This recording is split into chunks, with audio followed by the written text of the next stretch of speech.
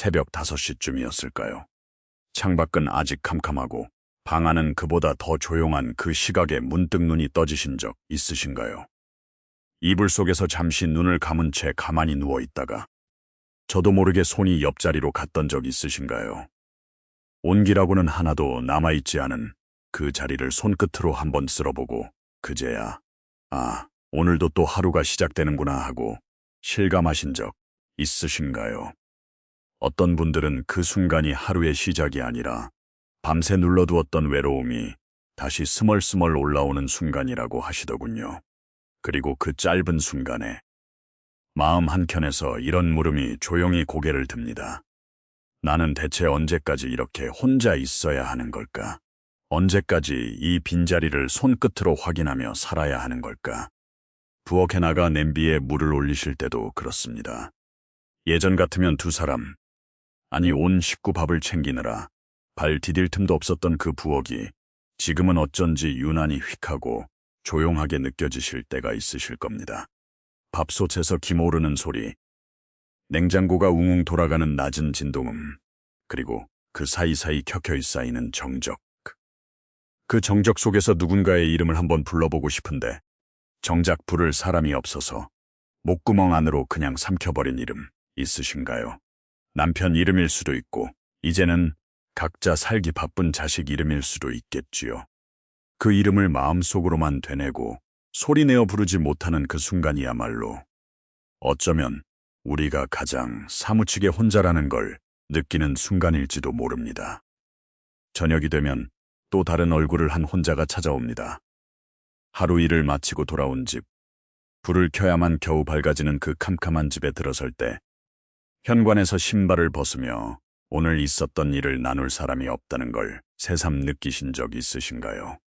밥상을 차리다가도 습관처럼 손이 먼저 두 사람 몫을 준비했다가 문득 젓가락 한 벌을 도로 서랍에 집어넣어야 했던 그 순간 가슴 한쪽이 시큰해지신 적 있으신가요? 이런 순간들은 하루에도 몇 번씩 어쩌면 매일같이 찾아옵니다. 그리고 그때마다 우리는 아무도 모르게 조용히 스스로에게 묻습니다. 나는 앞으로 얼마나 더 이렇게 혼자 있어야 할까? 나이가 들수록 이 혼자라는 무게가 점점 더 무거워지는 건 아닐까? 오늘 이 이야기를 보고 계신 분이라면 아마 이런 밤을 한 번쯤은, 아니 어쩌면 셀 수도 없이 여러 번 지나오셨을 겁니다. 어떤 분은 평생을 함께한 배우자를 먼저 하늘로 보내드리고 홀로 남으셨을 수도 있고, 어떤 분은 자식들이 다 커서 독립하고 난 뒤 텅 빈 둥지를 혼자 지키고 계실 수도 있습니다. 또 어떤 분은 아직 곁에 누군가 있긴 하지만 마음속으로는 벌써 혼자가 되어가는 것 같은 불안을 안고 사실 수도 있고요. 겉모습은 저마다 달라도 그 밑에 흐르는 감정은 비슷합니다. 언젠가 나도 완전히 혼자가 되면 어떡하나, 몸이라도 아프면 누가 나를 챙겨줄까. 이렇게 조용히 늙어가다가 조용히 세상을 떠나게 되는 건 아닐까 하는 두려움 말입니다. 그런데 오늘 이 이야기를 끝까지 들으시고 나면 아마 지금까지와는 조금 다르게 그 두려움을 마주하게 되실 겁니다. 오늘 우리가 나눌 이야기의 중심에는 평생을 무소유로 살다 가신 법정 스님의 말씀 한 자락이 있기 때문입니다. 스님은 살아계실 때 이런 말씀을 하셨습니다. 진짜 자유라는 건 뭔가로 가득 채우는 데서 오는 게 아니라 오히려 비워낼 줄 아는 데서 온다고요. 그리고 그 비움 속에서 스님은 누구보다 깊은 평온을 찾으셨습니다. 강원도 산골 작은 오두막, 전기도 제대로 안 들어오는 그런 곳에서 벗 하나 없이 홀로 지내시면서도 스님 얼굴에는 늘 세상 그 누구보다 편안한 빛이 감돌았다고 합니다. 여기서 저는 이런 질문을 던지지 않을 수 없습니다. 왜 어떤 사람은 혼자 있으면서도 그토록 평온할 수 있을까요? 반대로 왜 어떤 사람은 가족이 있고 자식이 있고 심지어 배우자가 곁에 있는데도 마음속 깊은 곳에서는 늘 외로움을 느끼며 살아갈까요? 이 물음이야말로 오늘 우리가 함께 풀어봐야 할 가장 중요한 실마리입니다. 혼자라는 상태와 외롭다는 감정은 사실 같은 게 아니거든요. 그리고 이 둘을 구분할 수 있게 되는 그 순간부터 여러분을 짓눌러왔던 두려움의 무게가 조금씩 아주 조금씩 가벼워지기 시작할 겁니다. 오늘은 그 이야기를 서두르지 않고 천천히 풀어보려고 합니다. 혼자 나이 드는 것에 대한 두려움을 완전히 없애는 방법을 알려드리려는 게 아닙니다. 그 두려움을 조금 다르게 바라보는 눈을 함께 찾아보자는 것입니다. 그리고 이 이야기가 끝날 즈음이면 아마 이런 생각이 드실 겁니다. 혼자라는 건 인생의 실패도 불행도 아니라 오히려 한 사람이 온전히 자기 자신으로 완성되어 가는 과정일 수도 있겠구나 하는 생각 말입니다. 그러니 지금 이 순간만큼은 마음을 조금 내려놓으시고 저와 함께 천천히 이 이야기 속으로 들어가 보시겠습니까? 먼저 이런 모습을 한번 떠올려 볼까요? 평생을 함께 산 배우자를 먼저 하늘로 떠나보낸 분이 계십니다. 결혼해서 30년, 40해 가까이 살아오면서 아침에 눈만 뜨면 옆자리에 늘 그 사람이 있었지요. 코 고는 소리, 입을 걷어차는 버릇, 아침마다 신문 뒤적이며 헛기침하던 그 익숙한 소리들이 어느 날 갑자기 뚝 끊겨버렸습니다. 장례를 치르고 조문객들이 다 돌아간 뒤 텅 빈 집에 홀로 남으셨을 때 그 고요함은 그 어떤 소음보다 크게 다가왔을 겁니다. 밥을 차릴 때마다 손이 먼저 두 그릇을 꺼냈다가 다시 하나를 슬그머니 집어넣는 그 손짓. 텔레비전을 틀어놓고도 누구한테랄 것도 없이 혼잣말을 하다가 문득 내가 지금 혼잣말을 하고 있구나 하고 깨닫는 그 순간. 그게 얼마나 사무치게 외로운 일인지 우리는 감히 다 헤아리기 어렵습니다. 이런 모습도 있습니다. 자식들 키우느라 평생을 바친 어머니 이야기입니다. 아이들이 어릴 적에는 하루 종일 이름을 부르고 밥 챙기고 학교 데려다주고 숙제 봐주느라 정신없이 하루가 지나갔지요. 그런데 그 아이들이 자라 대학 가고 취직하고 결혼해서 각자 살림을 차리고 나면 집안이 갑자기 너무 조용해집니다. 아이 방문을 열어보면 아직 그 시절 흔적이 그대로 남아있는데 정작 방 주인은 이제 명절에나 겨우 얼굴 볼 수 있는 사람이 되어버렸습니다. 전화라도 한번 걸어볼까 하다가도 바쁠까봐, 귀찮게 할까봐 망설이다 결국 수화기를 내려놓는 그 마음, 그 안에 숨은 외로움을 정작 자식들은 잘 모릅니다. 또 다른 모습도 있지요. 평생을 직장에서, 가게에서, 혹은 논밭에서 쉼 없이 몸을 움직여온 분들 이야기입니다. 새벽부터 밤늦게까지 일하느라 정작 자기 몸 하나 돌볼 시간도, 취미 하나 가질 여유도 없이 살아오셨습니다. 그러다 은퇴를 하고 혹은 몸이 예전 같지 않아 일을 놓게 되면 갑자기 하루가 너무 길어집니다. 아침에 눈은 뜨는데 갈 곳이 없고 만날 사람이 없고 딱히 해야 할 일도 없다는 게 얼마나 막막한 일인지 직접 겪어보지 않은 사람은 잘 짐작하기 어렵습니다. 평생 일을 통해 자기 존재 가치를 확인해온 사람에게 그 일이 사라진 자리는 단순히 시간이 비는 것을 넘어 나라는 존재 자체가 흔들리는 것처럼 느껴질 수도 있습니다. 그리고 이런 분들도 계시지요. 젊은 시절 함께 어울리던 친구들이 하나둘 세상을 떠나는 걸 지켜보는 분들입니다. 60, 70을 넘어가면서 부고 소식을 듣는 일이 점점 잦아집니다. 함께 늙어가자고, 함께 여행 다니자고 손가락 걸었던 친구들이 하나둘 먼저 떠나는 걸 지켜보면서 남은 사람은 알 수 없는 죄책감과 함께 더 깊은 외로움을 느끼게 됩니다. 전화번호부를 뒤적이다 보면 이제는 걸어도 받을 사람이 없는 이름이 하나둘 늘어가는 걸 볼 때 그 상실감은 말로 다 표현하기 어렵습니다. 이 모든 모습들은 겉으로 보기엔 서로 다른 이야기 같지만 그 밑바탕에는 같은 감정이 흐르고 있습니다. 바로 혼자 남겨지는 것에 대한 두려움, 그리고 이미 혼자가 되어버린 것에 대한 서글픔입니다. 밥상 위에 덩그러니 놓인 수저 한 벌, 좀처럼 울리지 않는 전화기, 텔레비전 소리만 가득한 거실, 이런 풍경들은 우리 주변 곳곳에서 조용히, 그러나 분명하게 반복되고 있습니다. 그리고 지금 이 이야기를 듣고 계신 여러분 중 누군가는 어쩌면 이 순간에도 마음 한구석이 저릿해지고 계실지도 모르겠습니다. 혹시 지금 이 이야기를 들으시면서 마음이 시큰거리셨습니까? 그렇다면 먼저 이 말씀을 꼭 드리고 싶습니다. 당신만 그런 게 아닙니다. 지금 이 순간에도 이 나라 곳곳에서 아니 어쩌면 이 세상 곳곳에서 수많은 사람들이 똑같은 새벽에 똑같은 빈자리를 손으로 더듬고 있습니다.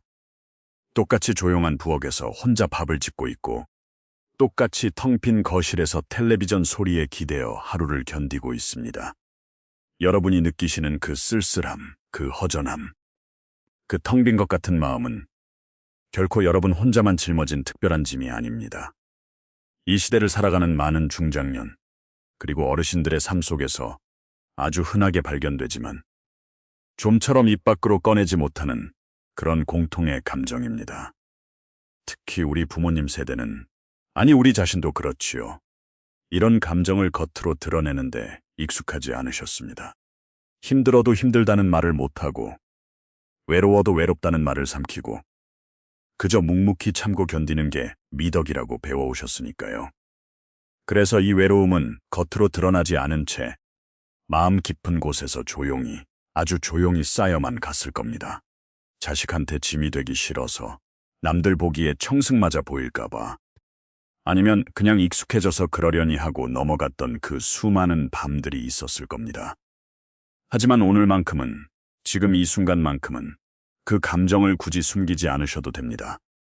외로우면 외롭다고, 쓸쓸하면 쓸쓸하다고 마음속으로라도 한번 인정해 보시기 바랍니다. 그걸 인정한다고 해서 약한 게 아닙니다. 오히려 그 감정을 있는 그대로 바라볼 수 있을 때 우리는 비로소 그 감정을 다스릴 첫걸음을 뗄 수 있습니다. 지금 느끼시는 그 텅 빈 마음, 그 허전함, 그 서글픔을 잠시 그대로 안아주시기 바랍니다. 그리고 저와 함께 이 이야기를 계속 따라와 주시기 바랍니다. 이제 우리는 이 감정이 어디서 비롯되었는지, 그리고 그걸 어떻게 다른 눈으로 바라볼 수 있는지 함께 짚어보려고 합니다. 그렇다면 우리는 왜 이렇게까지 혼자가 되는 걸 두려워하게 됐을까요? 이 물음에 답하려면 먼저 우리가 살아온 사회, 우리가 자라온 분위기를 한번 들여다볼 필요가 있습니다. 우리 사회에서 혼자라는 말은 오랫동안 그리 좋은 뜻으로 쓰이지 않았습니다. 명절만 되면 친척들이 모여 이렇게 묻곤 했지요. 왜 혼자 사느냐, 자식은 몇이나 두었느냐, 요즘도 혼자 지내느냐. 이런 질문 속에는 은근히 혼자라는 상태를 뭔가 부족하거나 불행하거나 문제가 있는 상태로 보는 시선이 깔려 있었습니다. 자식을 많이 두면 노후가 든든하다는 통념도 오랫동안 우리 마음을 지배해왔습니다. 자식이 여럿이면 그중 하나라도 부모를 챙기지 않겠느냐는 생각, 자식이 많으면 외로울 일이 없지 않겠느냐는 생각이 널리 퍼져 있었지요. 그래서 사람들은 노후에 혼자 남는 걸 인생의 실패처럼 여기기도 했습니다. 자식 농사 잘 지어야 한다는 그 말 속에는 사실 자식을 잘 키워놔야 나중에 외롭지 않게 산다는 계산이 숨어 있었던 셈입니다. 하지만 시대가 달라졌습니다. 자식을 여럿 뒀다고 해서 노후가 외롭지 않은 건 아니라는 걸 이제는 많은 분들이 몸소 겪으며 알게 되셨을 겁니다. 자식들도 저마다 자기 삶을 살아야 하고 자기 가정을 꾸려야 하고 자기 자식을 키워야 합니다. 부모를 사랑하지 않아서가 아니라 각자의 삶이 너무 바쁘고 벅차서 자연스레 부모와 거리가 멀어지는 경우가 많습니다. 그래서 자식이 넷, 다섯이나 있어도 명절에나 겨우 얼굴 보는 부모님들이 많고 오히려 자식이 하나뿐이거나 아예 없는 분들 중에서도 스스로 충만하고 평온한 노후를 보내시는 분들이 계십니다. 이건 우리에게 아주 중요한 사실 하나를 말해줍니다. 함께 있는 것과 행복한 것이 반드시 정비례하지는 않는다는 사실 말입니다. 그런데도 우리는 여전히 함께 있는 것만이 정답이라는 압박 속에서 살아갑니다. 함께 있어야 안전하고, 함께 있어야 행복하고, 함께 있어야 정상적인 삶이라는 무언의 압박이 우리 마음 깊숙이 뿌리내려 있습니다. 그리고 이 압박은 역설적으로 혼자됨에 대한 두려움을 더 키우는 역할을 합니다. 함께 있지 못하는 순간 우리는 스스로 뭔가 잘못 살아온 건 아닌지, 인생을 실패한 건 아닌지 자책하게 됩니다. 그리고 그 자책은 또다시 더 깊은 외로움으로 이어지지요. 이 두려움의 뿌리를 좀 더 깊이 파고들어 보면 그 안에 여러 갈래의 불안이 뒤엉켜 있는 걸 발견하게 됩니다. 첫째는 돈 문제입니다. 혼자가 되면 생활비를 어떻게 감당해야 할지, 갑자기 목돈 들어갈 일이 생기면 누구한테 손을 벌려야 할지 막막한 마음입니다. 둘째는 건강 걱정입니다. 혼자 지내다가 갑자기 몸이라도 아프면 어떡하나, 쓰러지기라도 하면 누가 나를 발견해 줄까 하는 두려움입니다. 셋째는 마음이 외따로 떨어지는 것에 대한 두려움입니다. 속마음을 터놓을 사람이 없다면, 기쁜 일이 있어도 함께 웃어줄 사람이 없고, 슬픈 일이 있어도 등 두드려줄 사람이 없다면 그 삶이 얼마나 삭막할까 하는 걱정입니다. 이 세 가지 불안은 서로 얽히고 설켜 우리 마음속에 커다란 두려움 덩어리 하나를 만들어냅니다. 여기서 우리는 법정 스님의 가르침을 한 걸음 더 깊이 들여다볼 필요가 있습니다. 스님이 평생 강조하신 무소유라는 개념은 단순히 물건을 안 갖는다는 뜻이 아닙니다. 그건 불필요한 것에 대한 집착을 내려놓는다는 뜻이지요. 그리고 그 집착의 대상에는 물건뿐 아니라 사람도 포함됩니다. 누군가를 사랑하고 아끼는 건 지극히 자연스러운 일이지만 그 사람이 없으면 내 삶이 무너질 것 같다는 지나친 의존은 오히려 우리 마음을 병들게 만듭니다. 사람에 대한 집착이 강할수록 그 사람이 곁에 없을 때 느끼는 공허함과 두려움은 더 커지기 마련입니다. 우리가 혼자됨을 이토록 두려워하는 이유 중 하나는 어쩌면 너무 오랫동안 남에게 내 존재 가치를, 내 행복을, 내 안정감을 의지해왔기 때문일지도 모릅니다.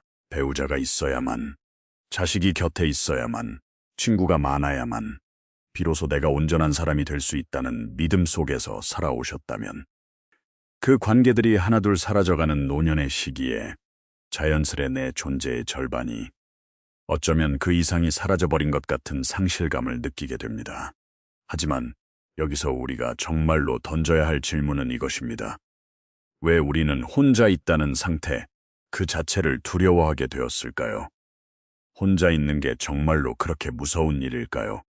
아니면 우리가 그동안 혼자 있는 법을, 혼자서도 온전히 서 있는 법을 제대로 배워보지 못했기 때문에 무서운 건 아닐까요? 이 물음에 대한 답을 찾아가는 과정이야말로 오늘 우리가 함께 걸어가야 할 길입니다.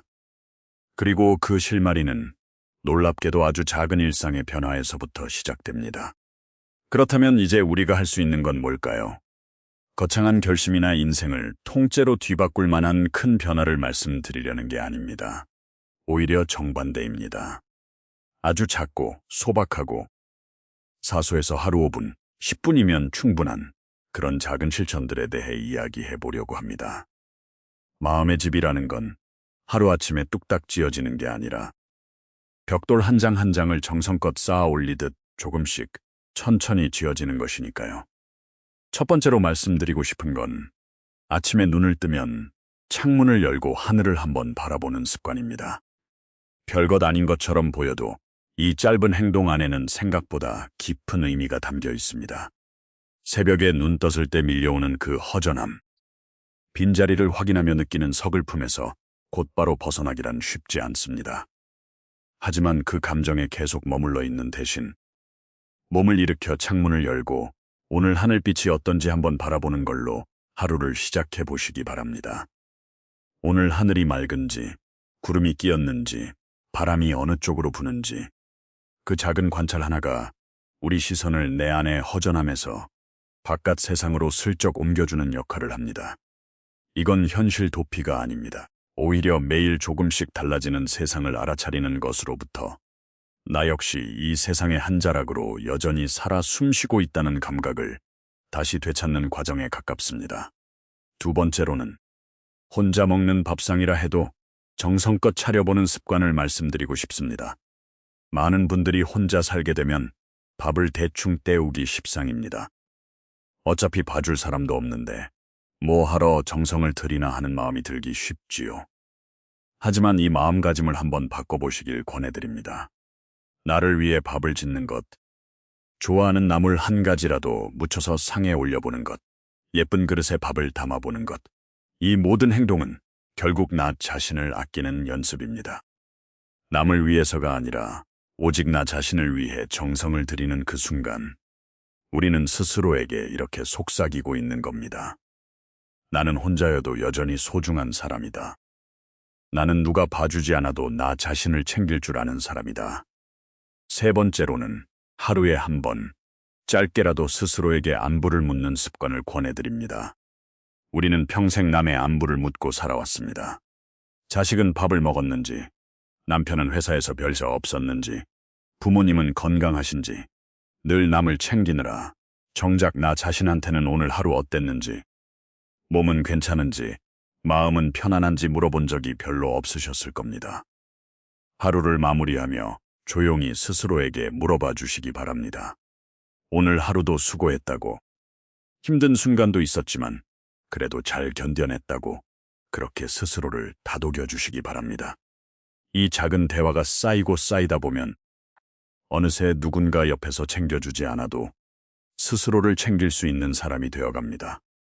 네 번째로는 집안을 정돈하는 습관을 말씀드리고 싶습니다. 법정 스님은 평생 정갈한 삶을 강조하셨습니다. 물건을 쌓아두지 않고 필요 없는 건 미련 없이 비워내고 늘 정돈된 공간에서 지내는 걸 중요하게 여기셨지요. 이건 단순히 청소를 잘하라는 이야기가 아닙니다. 우리 마음의 상태는 신기하게도 우리가 머무는 공간에 그대로 비칩니다. 어수선하고 물건이 쌓인 공간에서는 마음도 함께 어수선해지기 쉽습니다. 반면 정갈하게 정돈된 공간에서는 마음도 덩달아 차분해지고 정돈됩니다. 오늘부터 하루에 딱 한 가지씩만이라도 오래 쓰지 않은 물건을 정리해 보시기 바랍니다. 그리고 그 빈자리가 주는 홀가분함을 한번 느껴보시기 바랍니다. 그 홀가분함이야말로 마음의 집을 짓는 첫 번째 벽돌이 되어줍니다. 다섯 번째로는 홀로 있는 시간을 소중히 여기는 태도를 연습해 보시길 권합니다. 지금까지 우리는 혼자 있는 시간을 그저 견뎌야 할 시간, 빨리 지나가기를 바라는 시간으로만 여겨왔을지 모릅니다. 하지만 이 시간을 조금 다르게 바라보는 연습을 해보시기 바랍니다. 혼자 있는 시간은 오직 나만이 나 자신과 마주할 수 있는 귀한 시간입니다. 그 시간에 좋아하는 노래 한 곡 틀어놓으시고 오래전에 읽다만 책을 다시 꺼내보시고 창밖 풍경을 가만히 바라보는 여유를 가져보시기 바랍니다. 처음에는 어색하고 낯설게 느껴지실 수 있습니다. 하지만 반복하다 보면 그 시간이 견뎌야 할 시간이 아니라 오히려 은근히 기다려지는 시간으로 조금씩 바뀌어갈 겁니다. 이 5가지 작은 실천은 결국 모두 한 방향을 가리키고 있습니다. 바로 나 자신과 다시 친해지는 일입니다. 우리는 평생 다른 사람과의 관계 속에서 나를 정의해왔습니다.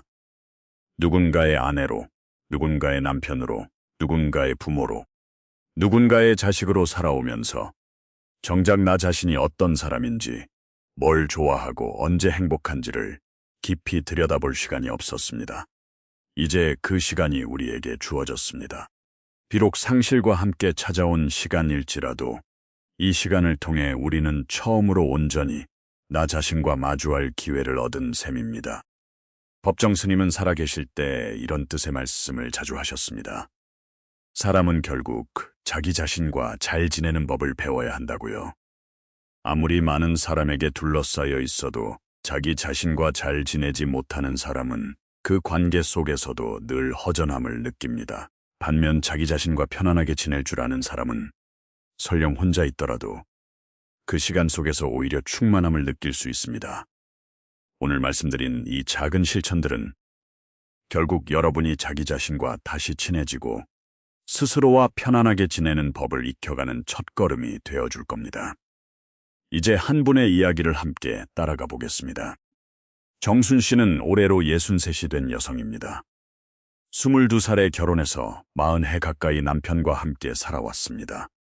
2 아들을 키우며 억척스럽게 살림을 꾸려왔고 남편이 정년퇴직을 한 뒤로는 2 사람이 함께 근교로 텃밭 농사를 다니며 노후를 보내고 있었습니다. 그런데 재작년 겨울 남편이 갑작스러운 심장마비로 세상을 떠났습니다. 아무런 예고도 없이 찾아온 이별이었습니다. 장례를 치르고 조문객들이 다 돌아간 뒤 정순 씨는 텅 빈 집에 혼자 남겨졌습니다. 처음 몇 달 동안은 밤이 정말 무서웠다고 회상합니다. 불을 끄고 자리에 누우면 사방이 어찌나 고요한지 그 고요함이 마치 자기 자신을 짓누르는 것 같았다고 합니다. 그래서 정순 씨는 일부러 텔레비전을 늦게까지 틀어놓고 그 소리에 겨우 기대어 잠을 청하곤 했습니다. 어떤 날은 불 꺼진 집에 들어가는 게 무서워서 일부러 저녁 약속을 만들거나 마트를 이리저리 돌아다니다 늦게 귀가하기도 했습니다. 집으로 들어서는 그 순간이 하루 중 가장 두려운 순간이었다고 정순 씨는 말합니다. 두 아들은 각자 결혼해서 다른 도시에 살고 있었습니다. 처음에는 매일같이 전화를 걸어 어머니 안부를 물었지만 시간이 지나며 자연스레 그 횟수가 줄어들었습니다. 아들들을 원망하는 마음은 없었습니다. 그들도 각자 가정과 직장에서 얼마나 정신없이 사는지 정순 씨는 누구보다 잘 알고 있었으니까요. 하지만 안다고 해서 외로움이 덜해지는 건 아니었습니다. 명절에 아이들이 다녀간 뒤 다시 텅 빈 집에 홀로 남겨질 때마다 정순 씨는 마치 두 번째 이별을 겪는 것 같은 서글픔을 느꼈다고 합니다. 그렇게 1년 가까운 시간이 흘러갔습니다. 정순 씨는 점점 사람들과의 만남을 피하게 되었고 가라앉은 기분 속에서 하루하루를 겨우 버텨내고 있었습니다. 그러던 어느 날 정순 씨는 동네 도서관에 갔다가 우연히 법정 스님의 책을 한 권 빌려오게 되었습니다. 처음에는 그저 시간이나 때우자는 마음으로 펼쳐든 책이었습니다. 그런데 책장을 넘기다 보니 마음속 깊은 곳이 조금씩 흔들리는 걸 느꼈습니다. 특히 무소유에 관한 대목을 읽으며 진정한 자유는 뭔가에 얽매이지 않는 데서 온다는 그 취지의 글을 곱씹으면서 정순 씨는 자신이 그동안 남편과 자식이라는 존재에 너무나 깊이 자기 행복을 의지해왔다는 걸 깨닫게 되었습니다. 그날 이후 정순 씨는 아주 작은 변화를 시도해보기로 마음먹었습니다. 처음 시작한 건 아침 산책이었습니다. 남편이 살아있을 때는 늘 둘이 함께 걷던 동네 산책길을 이제는 혼자 걷기 시작했습니다. 처음엔 그 길을 걷는 것 자체가 남편에 대한 그리움을 더 사무치게 할 것 같아 겁이 났습니다. 그런데 막상 걸어보니 아침 공기와 나무 냄새, 발걸음마다 느껴지는 몸의 움직임이 오히려 마음을 조금씩 가라앉혀주는 걸 느꼈습니다. 정순 씨는 매일 아침 30분씩 그 길을 걸으며 걷는 동안만큼은 아무 생각 없이 그저 몸의 감각에만 집중하는 연습을 했습니다. 그 다음으로 시작한 건 베란다에 작은 화분을 들이는 일이었습니다. 처음엔 상추 모종 몇 개를 심었습니다. 매일 아침 물을 주고 잎이 조금씩 자라나는 걸 지켜보면서 정순 씨는 작은 생명 하나를 돌보는 일에서 뜻밖의 위안을 발견하게 되었습니다. 상추를 처음 뜯어먹던 날, 정순 씨는 오랜만에 마음속에서 작은 기쁨이 피어오르는 걸 느꼈다고 합니다. 크지는 않았지만 분명히 존재하는 기쁨이었습니다. 그리고 그 작은 기쁨이 이렇게 속삭이는 것 같았다고 합니다. 아, 나는 아직 뭔가를 돌보고, 뭔가를 기다리고, 뭔가로부터 기쁨을 느낄 수 있는 사람이구나. 세 번째로 시작한 건 저녁마다 짧게 일기를 쓰는 일이었습니다. 처음엔 그저 하루 있었던 일을 몇 줄 적는 것으로 시작했습니다. 오늘 날씨가 어땠는지, 뭘 먹었는지, 텃밭 상추가 얼마나 자랐는지 같은 소소한 기록이었습니다. 그런데 시간이 지나면서 정순 씨는 자기 감정도 함께 적어보기 시작했습니다.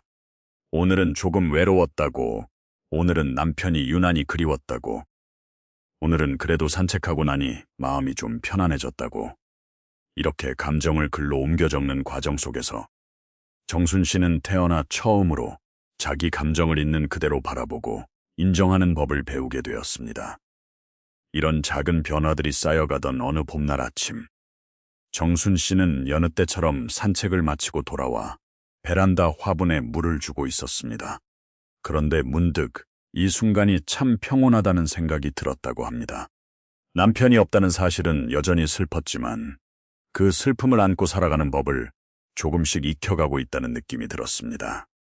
그 순간 정순 씨 마음속에서 이런 생각이 떠올랐다고 합니다.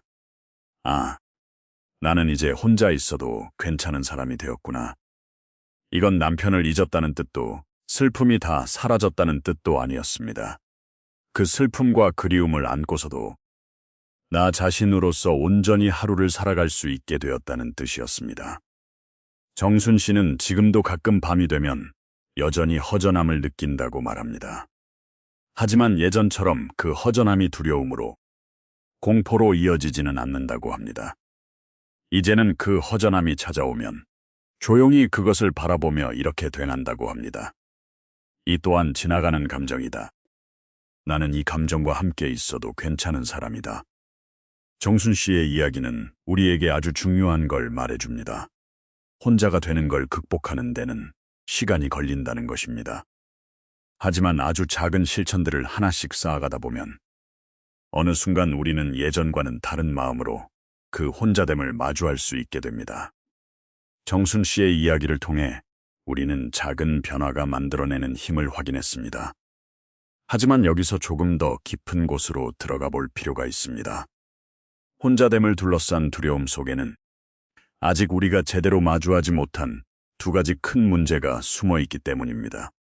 첫 번째 문제는 관계에 대한 지나친 집착입니다. 우리는 사랑하는 사람들과의 관계를 소중히 여기는 것과 그 관계에 지나치게 기대고 매달리는 걸 종종 헷갈립니다. 자식한테 자주 연락하라고 은근히 압박하고, 연락이 뜸하면 서운함을 감추지 못하고 자식 삶에 지나치게 관여하려 드는 부모 모습을 우리는 주변에서 종종 봅니다. 이런 모습 밑바닥에는 자식과의 관계가 느슨해지면 곧 내가 버려지는 것이라는 두려움이 자리하고 있습니다. 그런데 이런 집착은 오히려 관계를 더 멀어지게 만드는 결과를 낳습니다.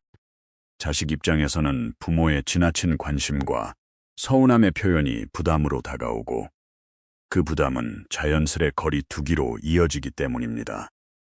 법정 스님은 사랑이라는 이름으로 행해지는 집착에 대해 여러 차례 경계하는 말씀을 남기셨습니다. 진정으로 누군가를 사랑한다면 그 사람이 자유롭게 자기 삶을 살아갈 수 있도록 놓아주는 게 필요하다는 것입니다. 자식을 사랑한다는 건 자식을 내 곁에 붙잡아 두는 게 아니라 자식이 자기 삶을 온전히 살아갈 수 있도록 지켜봐 주는 것입니다. 이 놓아줌의 지혜를 이해하고 받아들일 때 비로소 우리는 집착에서 벗어나 더 건강한 관계를 맺을 수 있게 됩니다.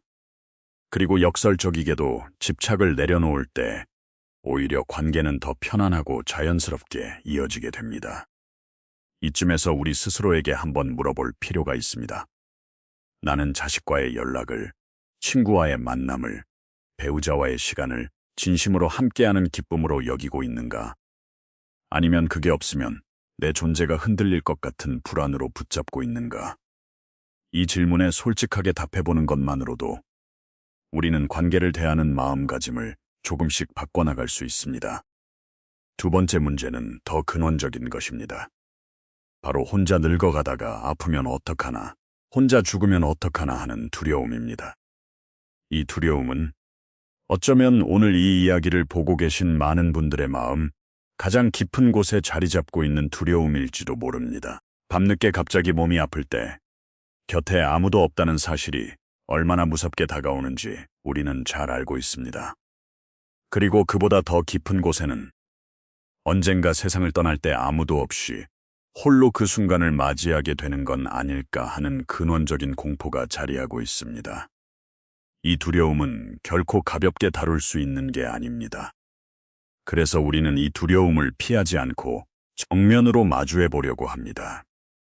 먼저 현실적인 이야기를 드리자면 혼자 사는 데 필요한 실질적인 안전망을 마련하는 건 분명 중요합니다. 정기적으로 건강검진을 받고 가까운 이웃이나 지역 복지 서비스와 연결고리를 만들어두고 급할 때 도움을 요청할 수 있는 체계를 갖춰두는 건 실질적으로 큰 도움이 됩니다. 이건 결코 소홀히 해서는 안 될 부분입니다. 하지만 오늘 나누고 싶은 이야기는 이 두려움을 근본적으로 다르게 바라보는 마음가짐에 대한 것입니다. 법정 스님은 생전에 이런 뜻의 말씀을 자주 남기셨습니다. 사람은 본래 홀로 이 세상에 왔다가 홀로 이 세상을 떠나는 존재라는 것입니다. 아무리 많은 가족과 자식이 곁에 있다 해도 태어나는 순간과 세상을 떠나는 순간만큼은 결국 각자 홀로 마주해야 하는 순간이라는 것입니다. 이건 결코 비관적인 이야기가 아닙니다. 오히려 이 사실을 받아들일 때 곁에 누가 있고 없고를 떠나서 나 자신이 그 순간을 온전히 받아들일 수 있는 마음의 힘을 기를 수 있게 됩니다. 생각해보면 곁에 누군가 있다고 해서 그 사람이 내 두려움을, 내 아픔을, 내 마지막 순간을 대신 짊어져 줄 수 있는 건 아닙니다. 아무리 사랑하는 가족이라 해도 내가 느끼는 육체적 고통이나 내면의 두려움을 완전히 대신해 줄 수는 없습니다. 결국 그 순간을 통과하는 건 나 자신입니다. 그렇다면 우리에게 정말 필요한 건 곁에 누군가를 반드시 두어야 한다는 조건이 아니라 그 순간을 스스로 담담하게 맞이할 수 있는 내면의 준비일지도 모릅니다. 이것이 바로 오늘 우리가 이야기하려는 마음의 집입니다. 그 집은 벽돌과 시멘트로 지어지는 집이 아니라 홀로 있는 시간 속에서 자기 자신과 화해하고 자기 자신을 신뢰하고 자기 자신을 온전히 받아들이는 과정을 통해 지어지는 집입니다. 그 집이 튼튼하게 지어진 사람은 설령 물리적으로 혼자 있는 순간이 오더라도 마음속으로는 결코 완전히 혼자가 아닙니다. 그 사람은 자기 자신이라는 가장 든든한 동반자와 늘 함께 있으니까요. 이제 우리는 오늘 이야기의 가장 깊은 지점에 도달했습니다. 바로 혼자라는 것이 결핍이 아니라 완성일 수 있다는 시각의 전환입니다. 법정 스님은 강원도 산골의 작은 오두막 불이람이라는 곳에서 오랜 세월 홀로 지내셨습니다.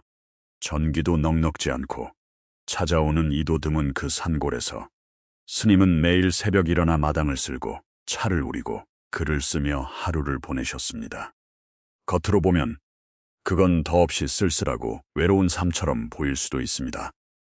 하지만 스님을 직접 뵈었던 많은 분들은 한결같이 이렇게 증언합니다. 스님 얼굴에는 늘 평온함이 깃들어 있었다고요. 여기서 우리는 아주 중요한 구분 하나를 배우게 됩니다. 바로 고독과 외로움의 차이입니다. 외로움은 뭔가가 결핍되었다는 느낌에서 비롯됩니다. 함께할 사람이 없어서, 나눌 이야기가 없어서, 채워지지 않는 마음의 빈자리 때문에 느끼는 감정이 외로움입니다. 반면 고독은 다릅니다. 고독은 스스로 선택한 홀로 있음이며 그 안에서 오히려 충만함을 발견하는 상태입니다. 외로움이 텅 빈 방에서 느끼는 결핍이라면 고독은 그 방 안에 놓인 등불 하나가 스스로 빛을 내며 방 전체를 은은하게 채우는 것과 비슷합니다. 이 등불 이야기를 조금 더 풀어드리겠습니다. 방 안에 아무리 많은 사람들이 모여 있어도 그 방에 빛이 없다면 그곳은 여전히 어둡고 답답한 공간일 뿐입니다. 하지만 단 하나의 등불이라도 스스로 빛을 낼 수 있다면 그 방은 아무리 넓어도 따뜻하고 아늑한 공간이 됩니다. 우리 마음도 이와 같습니다. 곁에 아무리 많은 사람들이 있어도 내 마음 속에 스스로 빛을 내는 등불이 없다면 우리는 그 관계 속에서도 여전히 어둡고 허전함을 느끼게 됩니다.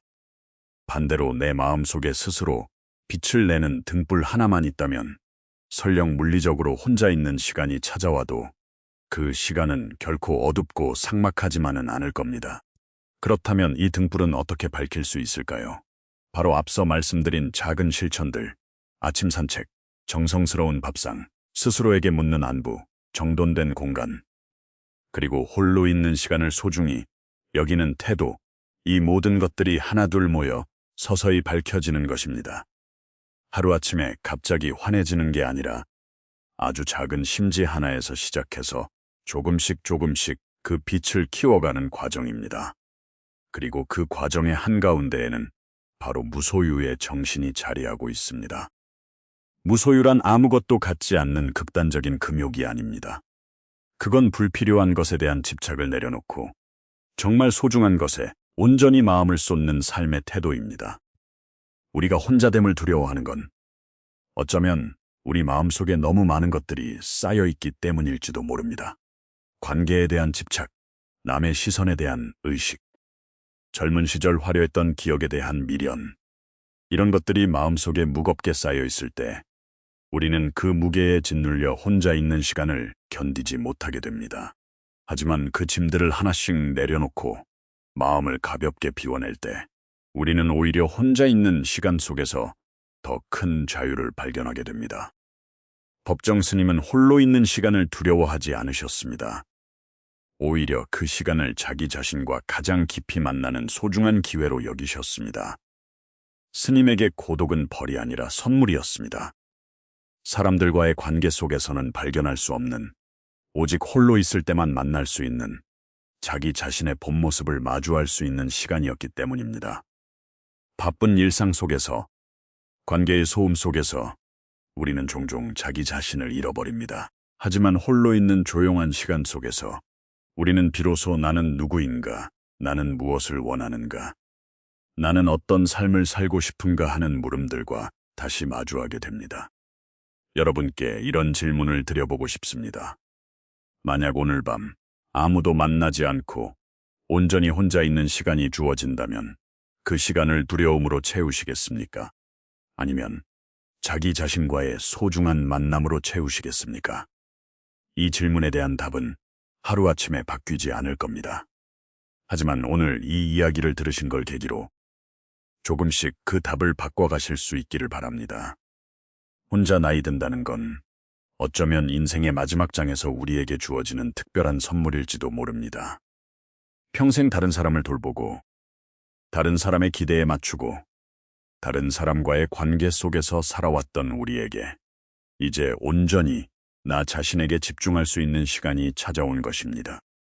이 시간을 결핍의 시간이 아니라 완성의 시간으로 바라볼 수 있다면 우리는 그 어떤 관계 속에서도 얻을 수 없었던 깊은 평온을 비로소 만나게 될 겁니다. 그것이야말로 법정 스님이 평생을 통해 우리에게 보여주고자 하셨던 삶의 모습이었을 겁니다. 오늘 우리는 참으로 긴 이야기를 함께 나누어 왔습니다. 새벽에 홀로 눈을 뜨며 느끼는 그 허전함에서 시작해서 배우자를 잃은 슬픔, 자식이 떠난 빈 둥지의 쓸쓸함, 그리고 그 모든 두려움의 뿌리에 놓인 우리 사회의 오랜 통념들을 함께 들여다보았습니다. 그리고 그 두려움을 조금씩 다스려가는 작은 실천들, 정순 씨의 이야기를 통해 확인한 변화의 가능성, 관계에 대한 집착과 죽음에 대한 근원적 두려움을 마주하는 법, 그리고 마지막으로 법정 스님이 남기신 고독과 무소유의 깊은 지혜까지 참으로 먼 길을 함께 걸어왔습니다. 이 모든 이야기를 관통하는 메시지가 하나 있다면 바로 이것입니다. 혼자 나이 드는 건 결코 인생의 실패도 불행의 증거도 아니라는 것입니다. 오히려 우리가 평생 처음으로 온전히 자기 자신과 마주할 수 있는 소중한 기회일 수 있습니다. 두려움을 완전히 없앨 수는 없을지도 모릅니다. 새벽에 여전히 옆자리 빈자리를 손으로 더듬게 되는 날도 있을 것이고, 저녁 밥상 앞에서 문득 사무치는 그리움이 밀려오는 날도 있을 겁니다. 하지만 그 순간마다 오늘 우리가 나눈 이 이야기를 떠올려 주시기 바랍니다. 이 허전함과 그리움 속에서도 나는 여전히 나 자신으로 온전히 서 있을 수 있는 사람이라는 것을요. 마음의 집을 짓는 일은 오늘 하루로 끝나는 일이 아닙니다. 아침마다 창문을 열고 하늘을 바라보는 작은 습관에서부터 정성껏 차린 밥상, 스스로에게 건네는 따뜻한 안부, 정돈된 공간, 그리고 홀로 있는 시간을 두려워하지 않고 오히려 소중히 여기는 마음까지, 이 모든 것들이 하루하루 쌓여가면서 여러분 마음속에도 조금씩 튼튼한 집 한 채가 지어질 겁니다. 그 집은 그 누구도 빼앗아 갈 수 없고 그 누구도 무너뜨릴 수 없는, 오직 여러분 자신만이 지을 수 있고 오직 여러분 자신만이 지킬 수 있는 그런 집입니다.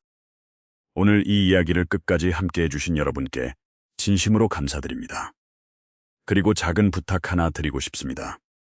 오늘 밤 혼자 있는 시간이 찾아온다면 그 시간에 무얼 하며 자신을 돌보고 싶으신지 댓글로 편하게 나눠주시기 바랍니다. 산책을 나가보고 싶다는 분도 계실 것이고, 오래 미뤄둔 화분을 하나 들여보고 싶다는 분도 계실 겁니다. 아니면 그저 오늘 밤은 스스로에게 수고했다는 말 한마디를 건네고 싶다는 분도 계시겠지요. 어떤 답이든 좋습니다. 여러분의 이야기를 나눠주신다면 이 이야기를 함께 본 다른 분들에게도 큰 위로와 힘이 될 겁니다. 혼자 나이 드는 게 두렵다고 느끼셨던 마음이 오늘 이 시간을 통해 아주 조금이라도 편안해지셨기를 바랍니다. 앞으로도 이 채널을 통해 법정 스님의 지혜와 함께 우리 삶의 여러 순간들을 하나씩 함께 풀어나가고자 합니다. 다음 이야기에서는 오늘 나눈 이 마음의 집을 조금 더 튼튼하게 지어나가는 또 다른 방법들에 대해 말씀드리려고 합니다. 구독과 알림 설정을 해두시면 다음 이야기를 놓치지 않고 함께 하실 수 있습니다. 혼자여도 괜찮은 사람이 되어가는 이 여정을 앞으로도 이 채널과 함께 천천히 그러나 꾸준히 걸어가시기 바랍니다. 오늘도 애쓰셨습니다. 그리고 오늘 밤 부디 편안한 마음으로 잠자리에 드시기 바랍니다.